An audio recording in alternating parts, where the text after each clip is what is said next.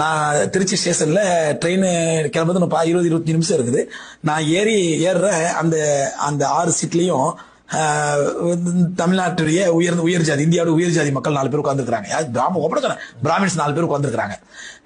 உட்காந்து நான் என் சூட்கேஸ் கொண்டு போய் என் சீட்ல போய் உட்கார்ந்த உடனே 4 பேரும் அப்படியே ஒரு மாதிரி பார்த்தாங்க.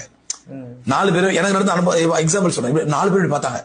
பார்த்துட்டு அவங்க ஏதோ பேசிட்டு இருந்தாங்க. பார்த்தா அப்படியே ஸ்டன் அப்படியே வச்சுட்டு நான் போய் சீட்ல என் சூட்கேஸை வச்சுட்டு நான் சீட்ல உட்காந்துட்டேன். உட்கார்ந்த பிறகு பாக்குறேன் பக்கத்துல பழ வண்டி நிக்குது. அந்த கிளாஸ் ஏசி கோச்சிங் கிளாஸ்ல பாக்குறேன் பழ வண்டி நிக்குது. சரி இதை பழ வண்டி சொல்லி என்ன பண்ணேன், டக்குனு சூட்கேஸை வச்சுட்டு நான் மட்டும் எழுந்திருக்கிறேன்.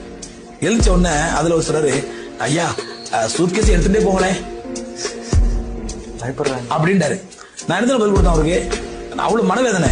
என்ன பதில் கொடுத்தேன், இல்ல சார் இங்க வெடிக்காது, அரியலூர் தாண்டி வெடிக்கிற மாதிரி செட் பண்ணிருக்கேன், அதனால இப்ப வெடிக்காது பயப்பட வேண்டாம் அப்படின்னு இறங்கிட்டேன்.